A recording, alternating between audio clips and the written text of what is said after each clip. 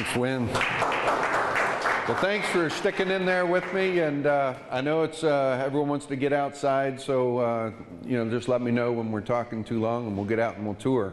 But I do want to let everybody know that we are the Cincinnati Zoo and Botanical Garden, and one of the reasons we're proud of our botanical garden is our Spring Show of Tulips.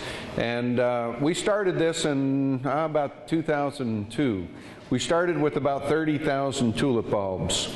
And you know, the question was, well, why are you doing tulips at the zoo? That's kind of silly. You're a zoo. But that first April that we did this show, we actually got about an extra 30,000 people in the gate that month. So 30,000 times 12 times popcorn and beer and whatever else you want to buy in Cincinnati, that adds up. And so you hear a lot about sustainability, and you hear a lot about, hey, well, you know, tulips aren't very sustainable. We treat them as annuals. We dig them out, put them in a grocery bag from Kroger or whatever, paper of course, and then we sell them off at $5 a bag, and we make about 4,000 or 5,000 of our display back. And then they say, well, you know, well, why you do all that work? And again, it's about numbers, really. Most zoos don't really get hopping until after that, you know, the Memorial Day. And we, again, our attendance in the last several years have just picked up significantly because of our tulip display. So honestly, tulips aren't that expensive, maybe 20 cents a bulb for average. So you take 100,000 bulbs, and you can kind of do the math pretty quick on how much money we spend on tulips. So when you think about it, to get this kind of a show really brings in way more numbers. And how do we know for sure? Well, our concession stands are run by a professional outside company, and they also run like the Pittsburgh zoos and other zoos in our region. And they can tell you how much more money we're making in the month of April than any of the other local zoos in our region. So it is kind of a money maker for us. And again, we started out with about 30,000, and it was really good. Went to 50,000, it was better, 70,000, and I think then finally we went to about 90,000, and our crew was like, no more. You're not going to plant any more tulips. And of course our marketing director said, but if you can hit 100,000, that number sounds way better than 90, so we went to 100,000. So anyway, this is what it looks like. Most of the time, you get a mid-April is peak bloom. And I say most of the time because if anyone came in April this year, the bulb display was done. It was March this year. And we are noticing a trend that things are moving at least a week back. So when I say April 15th, now we're probably hedging to April 10th as peak bloom. So we're really, and for those of you in the nursery industry and the retail centers, I'm pretty sure you'll probably see in that trend too. Our business is starting earlier in the spring. So we're aware of that, and we are ready for the public at that time. So again, I'm not here to tell you what types of tulips and all that kind of thing. It's more of a talk on inspiration and how we do it at the zoo. Planting 100,000 tulips is a tough thing. We do have an 8-foot fence around the entire 75 acres. That keeps the deer out. So number one, we don't have deer to worry with. That might be the biggest thing that, you know, most of you are challenged with. So, and again, we probably have 70 to 80 volunteers, and we take our beds pretty seriously. We attack them pretty hard about mid-October to about mid-November. And we do nothing but just plow and plant. And we'll show you here in a minute what we do. We like nice, this is a double flowering tulip called Manzella. And we don't look for perennialization, we look for weekends. If we can get 2 weekends, we're doing good. If we can get 3 weekends out of one bulb, that's what we're after. So Manzella is a double flowering tulip, but it lasts way longer than a lot of the other tulips that we've tried. So in tulips, there's early, mid, and late, right? early, usually on the early tulips, they tend to blow out really quick. But we have to have a few because what happens, you want to get the newspaper in and the news and the press. So you tease them with a nice bed of early tulips and they come in and take, you know, a good photograph. But really they blow out really quick. So we like to stick with that mid-season tulip. You know, usually the Appledorns and these types. If we go with the too late of a season, people are done with tulips after a while. They're moving on to their annual displays and their tomatoes. So again, we like to stick to that mid-season tulip. And it is amazing how many people are taking photographs. I was getting my hair cut last year and I looked on the, you know, the lady who was cutting my hair, she had a picture of her kids and all in front of the tulips at the zoo. And of course I didn't have my zoo shirt on. She said, oh, it's just a wonderful place to go take your picture. And it is. It's a good memory that we're building. So again, these are all at the zoo, not Kuchenhof or any of the... we claim we're the largest display in the Midwest, but Holland, Michigan didn't like that too much. And they told us that we were not. Then we had to say, well, we're one garden, not a city. But it is fun to do this. And what we do is tulips are annuals for us. We plant our tulips in after the first frost. Usually it's, you know, somewhere in that October time frame. Then it's always the fight. If your annual beds are looking this good, who wants to take that out and put tulips in? Not me. But the later you go in the season, the wetter it can get. And you really want to get those beds tilled and moving. So basically our program is taking our high impact areas at the entryways, area around restaurants, areas that aren't truly exhibit areas. Those are the areas we turn into color beds. And the color beds go from tulips in the fall. We plant them, you know, we'll go over the process in a minute. And then after they're done, we dig them out immediately. The sooner we can, as soon as that whole bed loses its color, we'll dig them out. And why? Because literally we can almost pull them out of the ground and stuff them in bags. If we wait a week or two, then we're pulling stems and the bulbs are left in the ground. So we immediately pull them out just for the ease of handling them.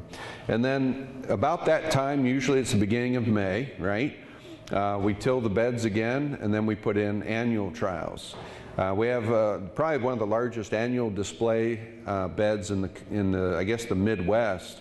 We do over 200, 300 varieties of annuals. We put in about 30 or 40,000 annuals a year. And those same color beds get worked for annuals. And then after the annuals are done, tulips go in. We don't mess with mums or pansies so much. That's our combination. So again, everywhere you see color in the summer, that's what the tulip beds are going to look like the following spring.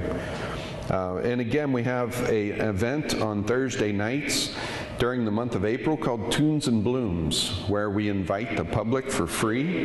There aren't a whole lot of animals out late at night, so basically from 6 to 8 we have 2 bands playing, and people can come, stroll in the garden, dance, do anything they want, and of course buy hot dogs and hamburgers and beer and wine. And that brought in about $30,000 to $40,000 last year, just our cut. That doesn't count what the company made. So yeah, tulips are pretty important to our business model, actually. So the bulb season. Of course, we do a light show too, and we argue over who you know is more important, the lights for the bulbs. We're already hanging our lights for our Christmas display, so be sure you come see that as well. Here's me trying to figure out a contraption on how to drill a perennialized bulb in. Needless to say, I don't do a whole lot of that anymore. But here's our system. We are very similar to what he was talking about, is till it. We'd like to till our beds, and you know, I know organic gardening, there's no till. Try to get a bulb in the ground when you don't till the bed around here. Our soil is about 7.5 to 7.8 pH. So we're in the wrong pH. It's heavy clay, it's wet. So we're doing everything wrong. But what we are doing right is we're tilling our beds. And We till the beds pretty deep, 8 inches, 6 to 8 inches, just to get it nice and easy to work with. Small beds, if they're good, usually it takes us about 5 years to develop a good bed. Most of what we do is new construction, so we put in our shredded clay with our compost. It takes about 5 years to work more compost into that bed. And once we have a good bed, we can use these little mantis for small areas, and they do quite a nice job. We're firm believers of the use of pine fines to break up our clay soil. We'll ship pine fines in from North Carolina, and we use it to not only to grow our perennials and ornamental grasses, things like that, but we like that to till into our beds either in the spring or the fall. Again, compost is hit or miss in our area. Sometimes the compost that we've been getting in is so fine, it really does nothing to break up that heavy clay soil. So we spend a fair amount of money on pine fines. Here's our favorite tool, just a long trowel. And like you said, we just, get in there. The bed's tilled. We'll line everything out. The first couple of rows are pretty neat. And we can just plow away at this. It's really quick. Most of the time, I wouldn't even use the tool. We just get our hand and do it by hand. Now he's got me thinking we can do 150,000 because we can just push them in the ground and mulch them heavy. 250,000, better market. 250,000. I don't know if we have enough space for that. But we use the use of boards. Anytime we're on our tilled beds, we'll use boards to kind of break, so we're not compacting that soil that we just tilled. And that seems to work pretty well.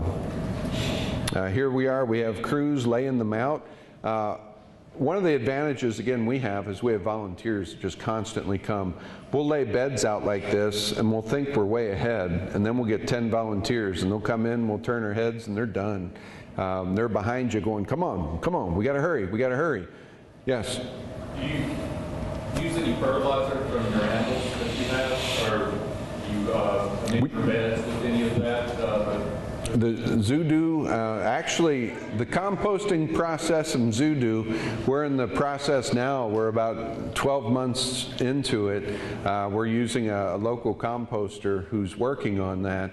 And it's pretty inconsistent, and it's a little touchy. But to be honest with you, and don't listen, we don't fertilize. By the time we put a good bulb in the ground, it's in, it blooms, and then we pull it out. We really haven't seen any need to do any additional fertilizing. And again, these are annuals for us, not perennials. Yeah, I especially agree for annuals. Right. Yeah, absolutely. Yeah. So here's what it looks like on a lift. There's thousands of little tulips there. And again, there's probably 20,000 just in that main display bed. And then we used to dig our beds out, like with a bobcat, and dig it out about 8 inches like we were supposed to. And then we'd come back in and we'd cover the tulips. And it took us probably 10 times as long to dig those tulips back out than the method that we're doing now. So it takes us less time now to do 100,000 than it did to do 30,000 when we first started. And again, a lot of that's thanks to good research from Cornell. The one thing I did not hear you touch on is squirrels. How do you keep squirrels out of your tulip beds? Because squirrels are a major problem at the zoo. Not just for our beds, but the lighting. We just switched to all LED lights. And I don't know how much it costs a strand, but the squirrels chew through the strands of lights. So I don't know if you guys are experiencing this problem or not, but squirrels are probably our #1 pest at the zoo. We right now are just using that green netting like you do for turf, literally putting it down. We've also tried to just keep the beds really wet in the beginning, just that first couple days when the squirrels are really interested in what you just did. We're also toying with throwing like acorns around so they have something else to distract them. And I don't have proof on it, but there was one bulb that they just attacked this year, and they went to, no matter what where it was, the one particular bed got attacked by the squirrels. And we're a zoo, so I can't really say anything about Bambi and the squirrels and things like that. Needless to say, we have trapped and moved off and on to our other properties, but it is a tough thing that we're dealing with. The good news is when you're dealing with 100,000 tulips, you're bound to have a pretty good show, no matter how many get stolen. But it is a little difficult. As far as color combinations, we try to stick with the pastels or the hot colors. You either go one way or the other in a bed, and that generally seems to work. You play off of the colors. You know, you've got the lots of pinks and whites and purples work well. If you're using yellow, you're using yellows and oranges and reds. Purple and orange always work well together. And again, the key thing here is making sure you get both mid-season tulips. It does you no good to have an early pink or and a late purple. Then your bed just doesn't look like it worked very well. I won't tell you the story of a lady from China. Sure I will. But we had the flower show, and you know how everyone asking you to take a picture for you? Well, luckily it was the city guy, but he took a picture of the two people from China and dropped their camera. Needless to say, there was almost an international crisis, but it was diverted. But there are a lot of people that come visit the zoo just for that. And again, those little rats with the furry tails have been our nemesis. And we even have the golden squirrel that we hide throughout the garden, and then of course deer. Peacocks aren't so bad with tulips. They actually play well together pretty well, and it's really beautiful when you see the peacocks splay out, and then you've got they splay right when the tulips are in full bloom. So it works out quite nicely to have peacocks. Hyacinths, same thing. We treat hyacinths as annuals. Good color, they're easy to grow. Again, we use gloves when we do hyacinths. Some people are allergic to them, so we don't mess with that. But we put our hyacinths pretty close together, and then we use patches all throughout the zoo. Why? Fragrance. And it really works quite well to go in. And you don't need that many, 50 here, 200 there. To really make nice displays as you walk throughout the zoo.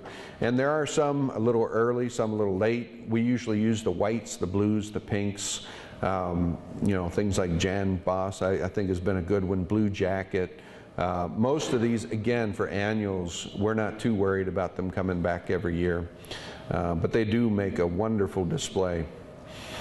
Some of the minor bulbs that we've played with, winter aconite, those are ones that, again, the first probably blooming bulb in the spring. That's always important to have year-round as much color as we can have, whether it's bulbs, color, things like that. Just really works well. Probably our favorite bulb for early spring is snowdrops. Even when the snow is on the ground, these things will melt about 2 inches of snow in a little round circle around them. Really fascinating bulbs. Easy to grow, easy to naturalize, and just perform like crazy. So those are probably our #1 minor bulb. Crocus as well. Squirrels and crocus, some of them work, some of them don't. But either way, crocus work quite well in the garden. And then again, naturalizing, where we like to plant some of the minor bulbs are around the base trunks of trees. What do? Euonymus and ivy seems to be on the invasive radar. So what do? We wood chip, and then we do a lot of minor bulbs. One of the best to do that with is Siberian squill. The most darkest blue flower, very tiny, and especially around beech roots, you can work them in those crevices, and literally, like you said, almost just rake it back, sprinkle the bulbs in, mulch it over, and usually you get a pretty good display out of that. So that's situations that you can do a really good job with naturalizing. How long do they last under the trees? Years. We've done. The flowering time. Oh, flowering time's usually about 2 weeks, and that's why you have to go. And again, no one bed's great. We've got over here, there's snowdrops, and then when they're done, there's the either Pushkinia or Kynodoxa coming next, and it's that whole series of bloom in different parts of the garden that's important to us. That's the frustrating thing with people in horticulture. They think that one plant's going to carry their season. They want that evergreen tree that blooms and is fragrant and has fall color. Haven't found that one yet. He mentioned Ipheion. Iphion's another good naturalizer for us. Real tiny bulb, almost looks like an onion foliage, and works quite well laying into the landscape. And the leucojum, that's another 15 to 18 inch, almost looks like galanthus, but a month later. So again, that whole series of bloom, starting in February, going to March, April, and then in May, that's when leucojum blooms. And again, can't say enough about grape hyacinths. Easy plant to grow. Those are probably the quickest bulb to put out. Again, our problem is a lot of people want to put the bulbs in the just total open areas. We like to kind of tuck them in around the perennials and underneath the trunks of trees where you can't grow other perennials. Here's one of the bicolor grape hyacinths. Nope. There's one of our helpers there. And obviously daffodils. Same thing with daffodils. There's early, mid, and late. The big thing with us is what do you do if that foliage is right? So we try to stay away from like the Carltons and the King Alfreds because they have such big foliage. We like to go with the tete-a-tete and the jacksnipe, the smaller forms, or the baby moons or Hawortha. Things that are a little bit smaller foliage that blend into the landscape a little better. And again, daffodils, the deer won't eat the daffodil, and so that's one that's pretty easy to naturalize in the garden. But again, once daffodil's foliage is over, it's a pretty tough plant to deal with. So again, the smaller ones work quite well. One of my favorites for late season is this one called Spanish squill. It's hyacintoides. Now we had the Siberian squill, which was a little tiny low blue one. Hyacintoides doesn't bloom till about mid-May. So it's late in the season, again, carrying on that February through May time period with the use of many different types of bulbs. And again, the foliage is clean, shiny, beautiful, and that blue bell-shaped flower.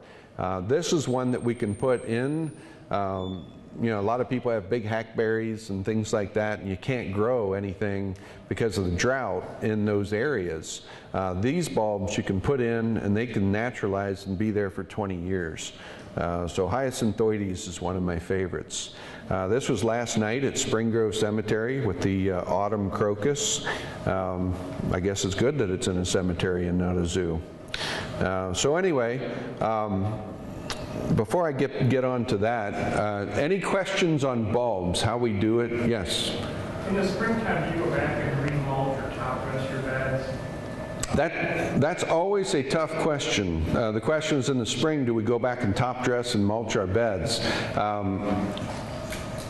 It's 50-50. Here's what we think about. We know in the very beginning when the bulb starts coming up, if we want to mulch, that's the time to mulch. Because once it starts opening up, you get mulch inside the foliage and it looks tacky. If you're patient, it'll come up, and most of the bulbs are planted tight enough that then all we have to do is mulch the edges right before the bloom hits. So that's where we're at now. To save money on mulch, we wait until it's about ready to bloom, and then by that time we only have to mulch maybe 1/10 of the bed. I'm not the only one that does that. I feel better now. Yeah. And the other thing is we like to use the pine fines for mulch. only because we till, once you dig bulbs up, you're pulling the bulb up. Well, the mulch is falling into that bed. So if you're going to plant annuals back into that bed, we like to use either a compost material or pine fines or something other than hardwood mulch to mulch with. So we'll top dress again with pine fines. We'll cut pine fines with compost. We're even looking at rice hulls right now, seeing how can we make it cheaper. Pine fines are not very cheap, by the way. So anyway, any other question? Yes? Your mesh with the squirrel, do you leave that down for just a few weeks or take it up in the spring, or how do you do that? Well, the sooner we can get it up, the better. As soon as the ground freezes, we like to take it off. But if you remember last year, the ground didn't freeze, so it was tough. So that's what we like to do. Once the ground's frozen, we don't have any problems. We've tried all those sprays. Those sprays are nasty. If you ever use the repellents, I mean, we used to lay the bulbs down and put the repellents on, and I think the only ones that were affected were the people walking by, really, because the squirrels didn't seem to care. But that's that problem. Any other questions on the bulb? Yes? When you finish planting your bulbs in your typical annual beds, do they then sit empty then for October all the way till they come up in the spring? Right. Like right now, we'll about mid-October, we'll dig them out, put them in. We have tried overplanting with the pansies and panolas and things like that. It does keep people out of the beds. One of our biggest problems is we get 1.3 million people visiting. It's not a problem, but it is if you're a horticulturist.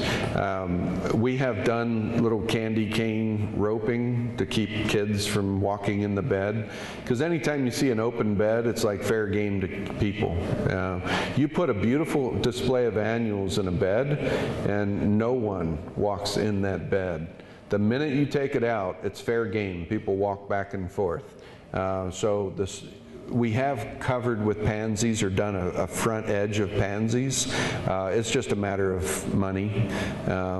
We don't have a whole lot of money, so that's the way we deal with that. This video has been part of the University of Kentucky Nursery Crops web series. For more information on the topics discussed, please contact your county extension office.